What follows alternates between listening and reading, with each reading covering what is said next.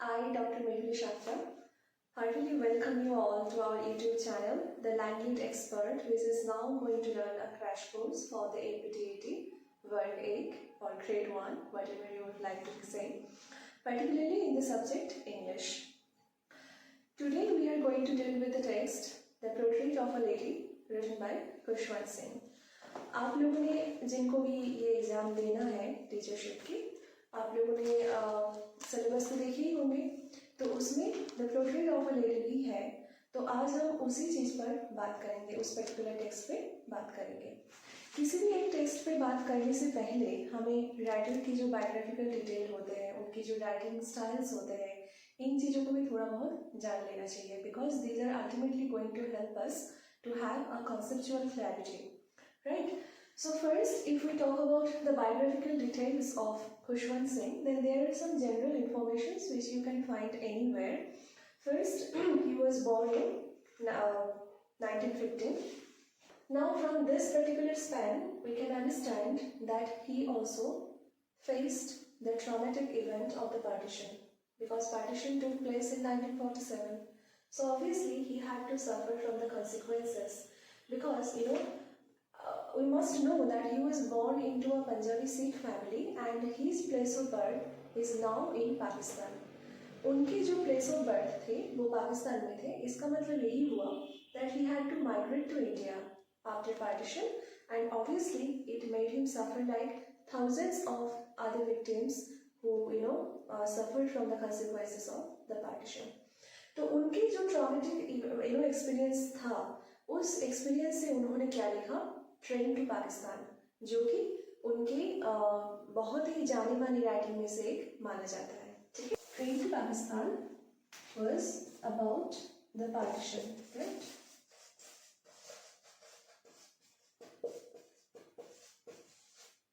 Well,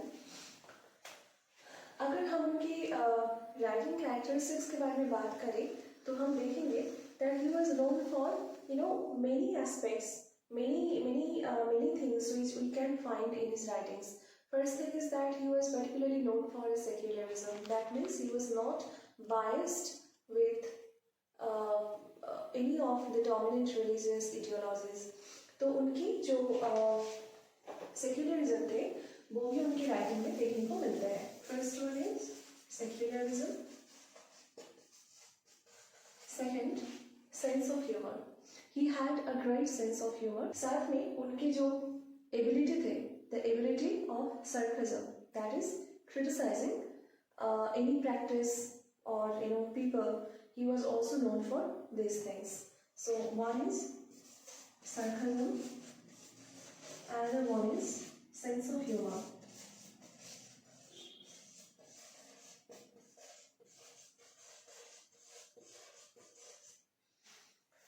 Well, he was a very renowned social realist. He was known for his social realism. Now the question is, what is social realism? Social realism होता क्या है? प्रेमचंद जो हिंदी के एक और बहुत renowned writer है, वो भी social realism के लिए बहुत ज़्यादा famous थे. Social realism वो होता है like presenting the social reality as it is in literature. Social reality जो है उनको लिटरेचर में प्रेजेंट करना, that is called social realism. तो ये खुशवंत सिंह की राइटिंग में भी बहुत ज़्यादा देखने को मिलता है. ठीक है. He had profound knowledge for the ways of life, mainly seen in the villages and the cities in India.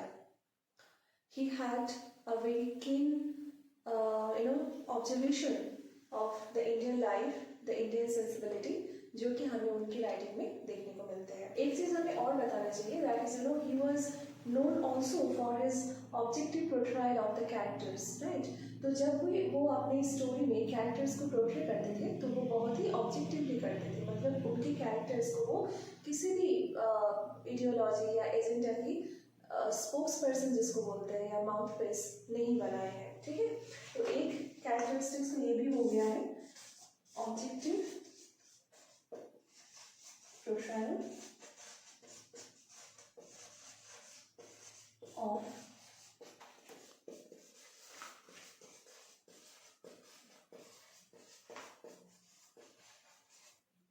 right. अब हम बात करेंगे स्टोरी की समरी को लेकर, because obviously you have to know the story first. अगर हम एक ब्रीफ समरी के बारे में बताएं उस स्टोरी की, actually the story is about the changing relationship between a grand mother and a grand child. इस स्टोरी में ये पोर्ट्रे होते हैं कि कैसे एक ग्रैंड मदर और एक grand child different stages of relationship को एक्सपीरियंस करते हैं. ठीक है, तो ये स्टोरी की शुरुआत होती है एक गांव में, जहाँ पर जो नैरेटर है वो है ग्रैंडसन. तो वो कहते हैं कि वो अपनी ग्रैंड मदर को एकदम शुरू से बिल्कुल ओल्ड ही देखे हैं. ठीक है, तो इसलिए जब भी वो ये सुनते हैं कि उनकी grand mother was once very pretty, तो उनको ये बिलीव ही नहीं होता कि उनकी कोई कभी अलग अपीयरेंस हो सकता है, because she has been as usual since the narrator was born. तभी से वो उनको एज इट इज ही देखते आ रहे हैं, उतने ही ओल्ड. तो उनके लिए ये काइंड ऑफ बहुत रिवोल्टिंग एक आइडिया है कि उनकी ग्रैंड मदर की कोई अलग अपीयरेंस भी हो सकता है. ठीक है, तो first thing is that the story begin in the village of the narrator.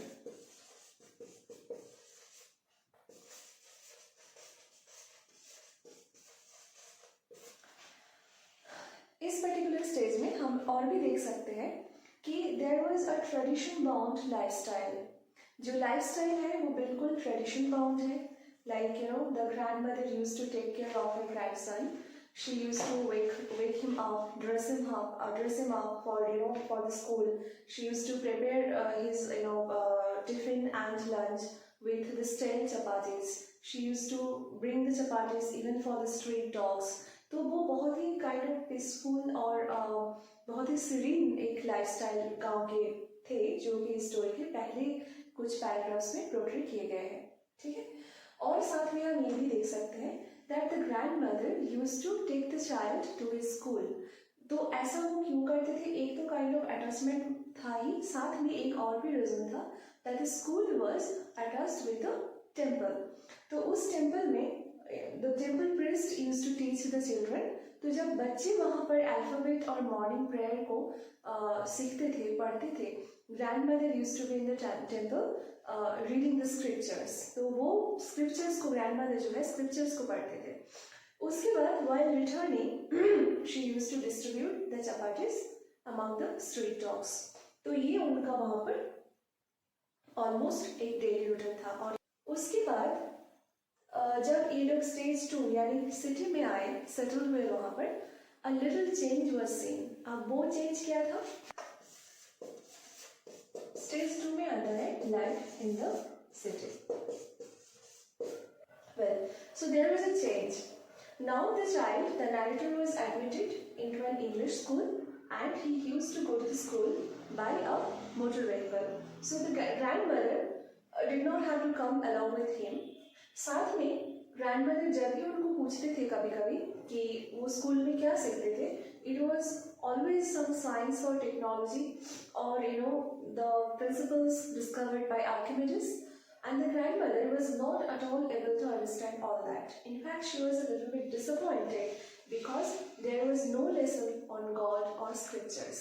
तो यहाँ पर ये दिखता है कि जैसे वो ट्रेडिशन से थोड़ा जो सिटी लाइफ है that was a little influenced with the materialism. हम देख सकते हैं यहाँ पर थोड़ा सा मटेरियलिज्म है.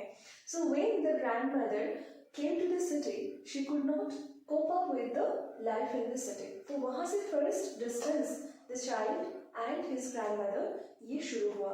ठीक है, तो पहले तो था काफी क्लोज रिलेशनशिप था, उसके बाद दे ग्रू अ लिटिल डिस्टेंट.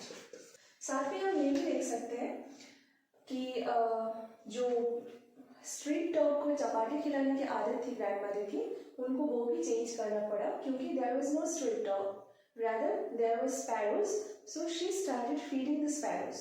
तो ये भी उनकी हैबिट को, मतलब जो चेंज इन हैबिट है वो हमें यहाँ पर देखने को मिलता है.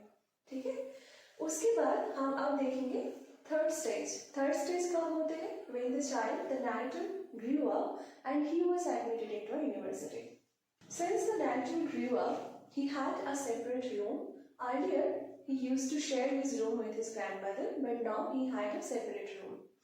So therefore now they grew completely distant from each other, and the grandmother was now seen spending her time constantly with her spinning wheel.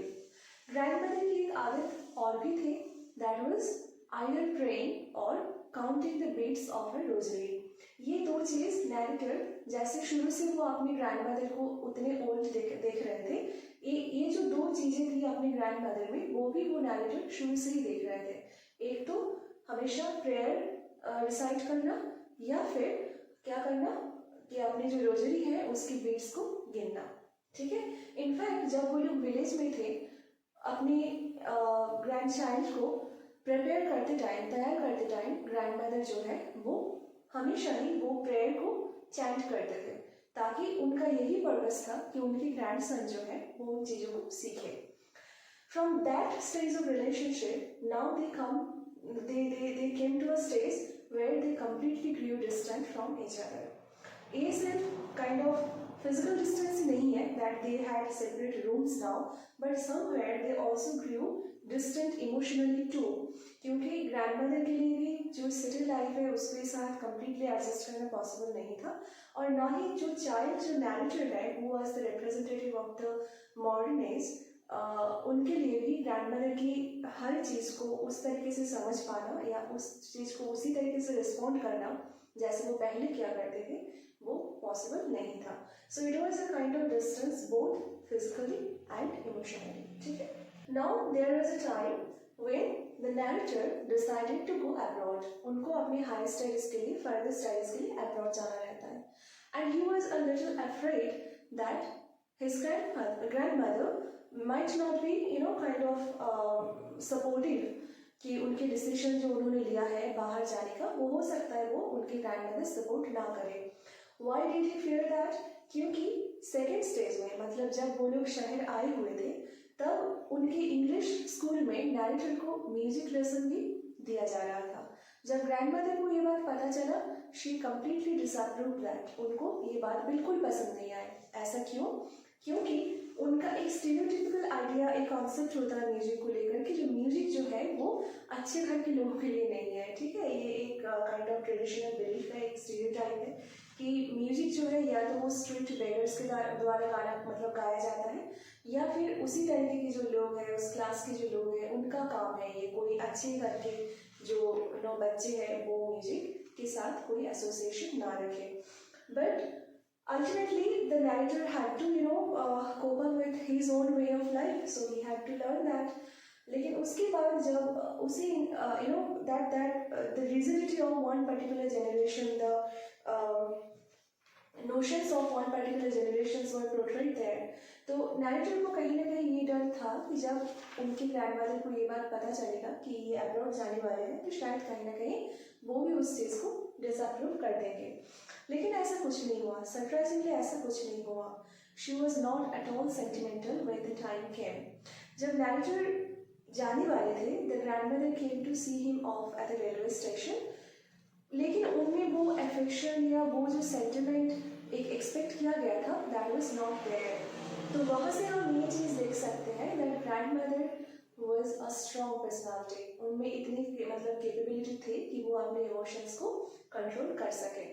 Well, so when she kissed her grandson on his forehead, the narrator, the grandson, feared that might be the last physical contact, क्योंकि उनको लगा कि जब वो वापस आएंगे तो हो सकता है कि शायद उनकी ग्रैंडमदर की इतनी एज हुई है, she might not be anymore। लेकिन ऐसा कुछ नहीं हुआ। जब वो वापस आए 5 साल बाद, grandmother was as old as she had been all these years, तो वो उतने ही ओल्ड इनको दिखे। But there was again a change, वो उतने ही सरप्राइजिंग चेंज थे, मतलब जितने की रीडर्स के लिए भी है, कि grandmother celebrated the return of her grandson. और वो सेलिब्रेट उन्होंने कैसे किया? वो नेबरहुड के जो भी वीमेन थे उनको बुलाकर she started beating the drum. ठीक है, तो कहीं ना कहीं इन चीज़ से हम इस चीज़ मतलब ऐसे इस घटना को हम इंटरप्रेट कर सकते हैं कि ग्रैंडमदर जो है वो अल्टीमेटली एक कोशिश किए थे जो न्यू वे ऑफ लाइफ है उसको एक्सेप्ट करने का, और उनकी जो एक्टिविटी है that is beating the drum, कहीं ना कहीं वो इस चीज़ की भी इंडिकेशन है that previously she was kind of trying to accept the notion of music being a matter of acceptance. Probably वो म्यूजिक को एक्सेप्ट करने की कोशिश कर रहे थे. That was the only time when the narrator, the grandson, saw his grandmother without praying. वो ही एक टाइम थी जिंदगी में जब narrator ने उनको अपनी grandmother को बिना प्रेयर के देखे थे. But after that she fell sick. वो बीमार हो गए क्योंकि she caught cold and she had a mild fever. तो सबको यही लगा कि ज़्यादा कोई बड़ी बात है नहीं. But grandmother predicted otherwise. उनको लगा कि अब उनकी जो अंतिम समय है वो आ चुके हैं. तो अब वो ये बोलने लगे कि वो सेलिब्रेशन के टाइम पर मैंने जितना टाइम अपना बर्बाद किया है बिना प्रे किए, अब मुझे उस चीज़ को कंपेंसेट करना है. Now she decided that she was not going to talk to anybody because that would be again a wastage of time which she was not willing to do. तो वो अब जितने टाइम उनके हाथ में है पूरी टाइम वो प्रे करके ही बिताना चाहते हैं. And she started doing that and within a short period of time she passed away. इसके बाद हम और एक सरप्राइजिंग चीज़ देखते हैं जो कि एंड में होते हैं. जिन पंछियों को वो खिलाते थे उन पंछियों को मतलब there was kind of an association, there is a kind of an intimacy which developed between the grandmother and those birds. वो पंछियाँ जो है वो भी ग्रैंडमदर के जो कॉर्प्स थे, जो डेड बॉडी थे, उनके पास आए और घेर के वहीं पर बैठे रहे. So when the body was lifted, the birds flew away. तो ये एक kind of tribute था उन पंछियों की तरफ से भी उन लेडी के लिए जो उन पंछियों को खिलाते थे, उनके केयर करते थे. तो इवन द नॉन ह्यूमन जो एजेंसी है, द बर्ड्स, वो भी उनको ट्रिब्यूट दे के गए. लेकिन ऐसा हुआ कि उन पंछियों को भगाने के लिए रैंचर की जो मदर है वो रोटी के टुकड़े तोड़ के उनको दिए थे पंछियों को. But they ignored the pieces of the bread completely. और नेक्स्ट मॉर्निंग क्या हुआ, the sweeper came and he swept those pieces of bread away. So that was the end, and that again signifies a thing, and the thing is that our generation goes, and with that particular generation, the particular way of life also fades away. So these are the kind of interpretations you can bring from the text. अब हम कुछ इस text में दिए गए phrases को लेकर के बात करेंगे जो कि टेक्स्ट के कॉन्टेक्स्ट में बहुत ज़्यादा इम्पॉर्टेंट है समझना. In the first paragraph, you would find the lines, you would find the words like the thought was almost revolting. Yes, you would find these words in first paragraph, right? So what do these words mean? The thought was almost revolting. What was the thought? The thought that his grandmother once might look in a different way. She was young. That particular thought was quite revolting for the narrator. क्योंकि उन्होंने अपनी grandmother को हमेशा ही बहुत old देखे हैं, तो उनके लिए कुछ और सोचना, अपनी ग्रैंडमदर के लिए कुछ और अपीयरेंस, कुछ और काइंड ऑफ उनकी लुक को कल्पना करना भी बहुत ज़्यादा रिवोल्टिंग था. That was not accepting. Well, next जो पैराग्राफ के बारे में मैं बात करने जा रही हूँ वो आपको मिलेंगे वो लाइन जो फ्रेजेस और वर्ड्स हैं वो आपको मिलेंगे सेकंड पैराग्राफ में. An expense of pure white serenity. Right.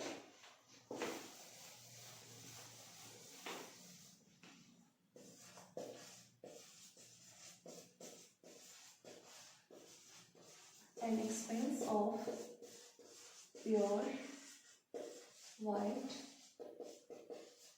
serenity.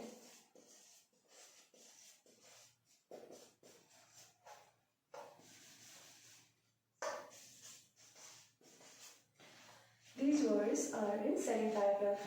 Well, the grandmother may not be beautiful in the traditional way, but she had a very serene appearance. क्योंकि जब भी वो जहाँ पर भी वो जाते थे उनकी जो ओवरऑल अपीयरेंस थे बिल्कुल प्योर वाइट, क्योंकि शी वॉज अ वीडो। उन्होंने अपने ग्रैंडफादर के भी, मतलब नैरेटर ने अपने ग्रैंडफादर के बारे में भी बताया है एकदम बिगिनिंग में ही, और अपने ग्रैंडफादर को वो सिर्फ पोर्ट्रेट में ही देखे हैं। उनके ग्रैंडफादर भी काफ़ी ओल्ड पोर्ट्रेट में ही दिखे थे, तो उनको देखकर भी नैरेटर के मन में यही आया कि कभी ये यंग हो ही नहीं सकते थे, हमेशा ही वो ऐसे ओल्ड ही है, शायद ओल्ड ही थे।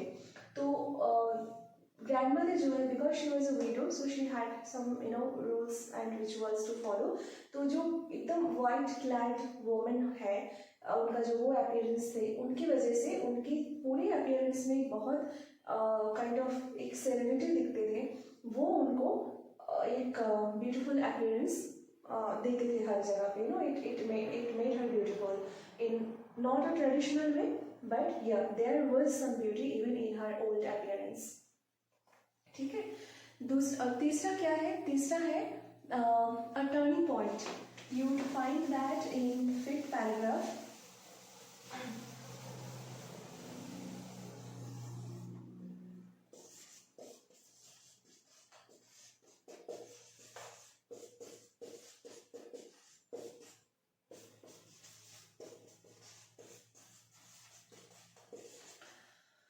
What was the turning point? The turning point was when they came to the city. जब वो सिटी में आए, वो उनके रिलेशनशिप के एक टर्निंग पॉइंट थे। Why was so? क्योंकि वहीं से उनका डिस्टेंस जो है वो शुरू हुआ। ठीक है, That's why the narrator considered that particular time as a turning point in his life. ठीक है, उसके बाद नेक्स्ट जो वर्ड्स के बारे में हम बात करने जा रहे हैं, that is accepted her seclusion with resignation. You would find these words in 7th paragraph.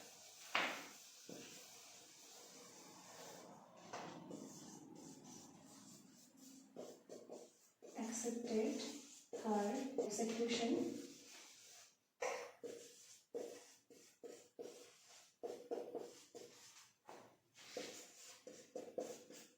with resignation.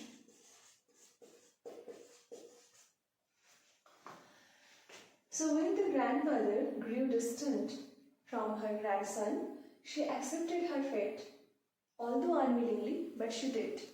उन्होंने अपनी जो सेक्लूजन है अपनी ग्रैंड चाइल्ड से, उन्होंने वो एक्सेप्ट किया, because she had that habit to accept her fate. लेकिन with resignation, she was not very happy about that seclusion, but she accepted that. ठीक है, उसके बाद अच्छा ये आपको मिलेगा 7th पैराग्राफ में। ठीक है, नेक्स्ट है a veritable bedlam of chirrupings. So what do these words mean? We already discussed that the grandmother, I already discussed that the grandmother had a habit of feeding the sparrows, right? So when the birds came, it literally created an environment where you would hear the noise of the tweet of the birds, the twittering sound of the birds, right? So it is that thing. These words refer to the sound, the noise made by the birds. Well, the next which I am going to talk about is and again a group of words, that is frivolous rebukes. You will find these words in 9th para.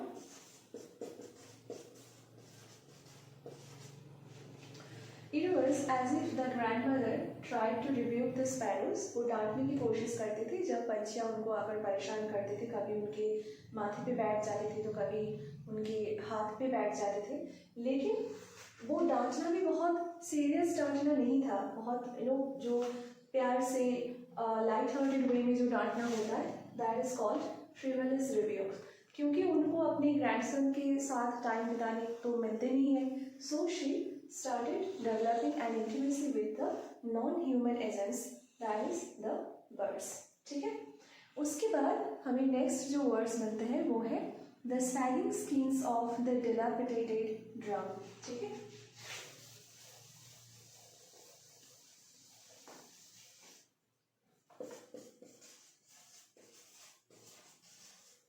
the sagging skin of the dealer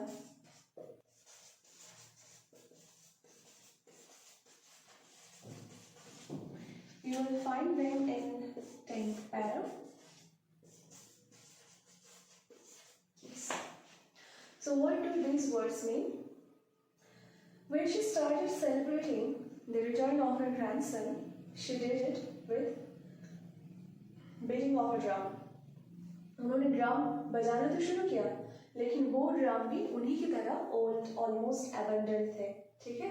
जैसे ही उम्र के साथ साथ skin की tightness चले जाते हैं और स्किन सैग करने लगते हैं, सिमिलरली वो ड्रम की भी जो कंडीशन थे वो कुछ वैसा ही थे. ठीक है. तो उनका कंडीशन और ड्रम की कंडीशन मोर और लेस सेम था. ठीक है. Well, so the meaning of these words is this, which I just said, and you will find these words in 10th para, which I said just now.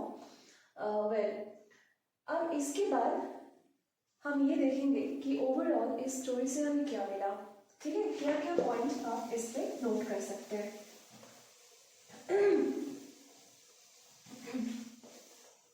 A quick revision I am going to do. First, changing relation between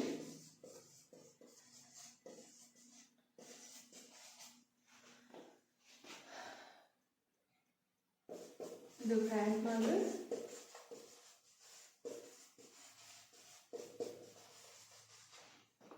and her grandson,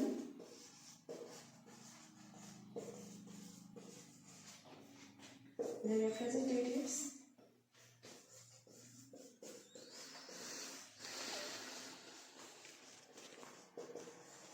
of two different generations.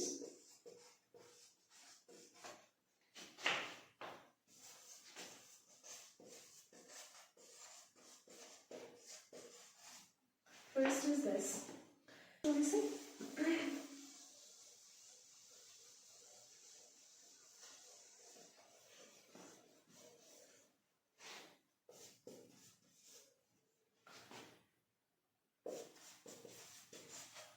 her increasing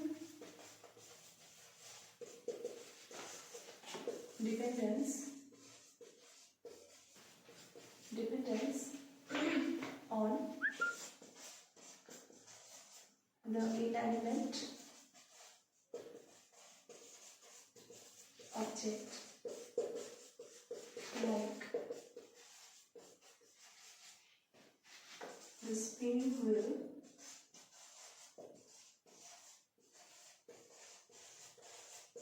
and the non-human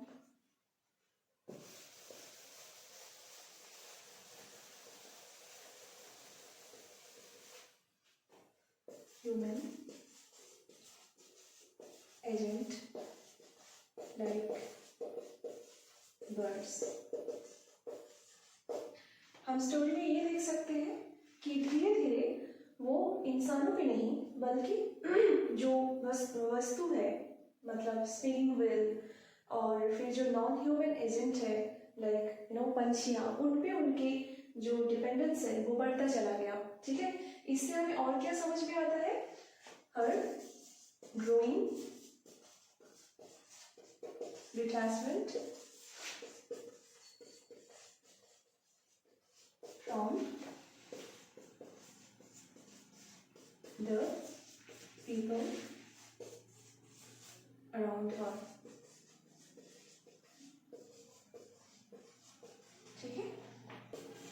Her attempt to embrace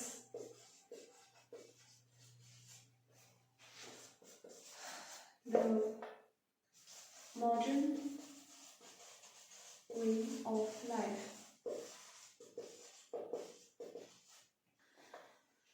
उन्होंने अपने grandson के return को celebrate किए थे drum बजा के. तो इस चीज़ को देखकर हम ऐसे ही इंटरप्रेट कर सकते हैं कि जो स्टीरियोटाइप्स उनके मन में थे वो वहाँ से बाहर आने की थोड़ी बहुत कोशिश कर रहे थे, थोड़ा सा वो मॉडर्न वे को एक्सेप्ट करने की कोशिश कर रहे थे, क्योंकि म्यूजिक को लेकर के उनके मन में पहले बहुत ही नेगेटिव कॉन्सेप्ट थे, लेकिन वो वहाँ से भी थोड़ा बहुत निकलने की कोशिश कर रहे थे।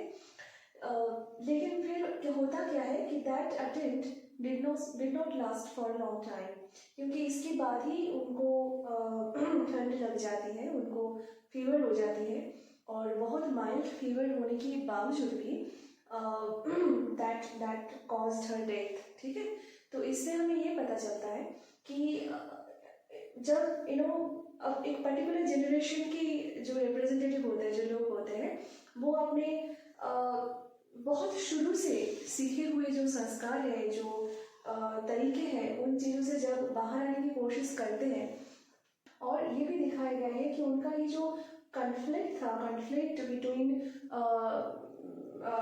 Between the two ages, the rules and the customs of the two ages, एक तो काइंड ऑफ ओल्ड एज था, दूसरा था अ लिटिल मॉडर्न एज। तो ये जो दो एज थे, इन दोनों के बीच की जो कन्फ्लिक्ट है, उसमें ultimately she could not come out of that conflict. ठीक है, तो she passed away. So these are the points which you must remember while reading the story.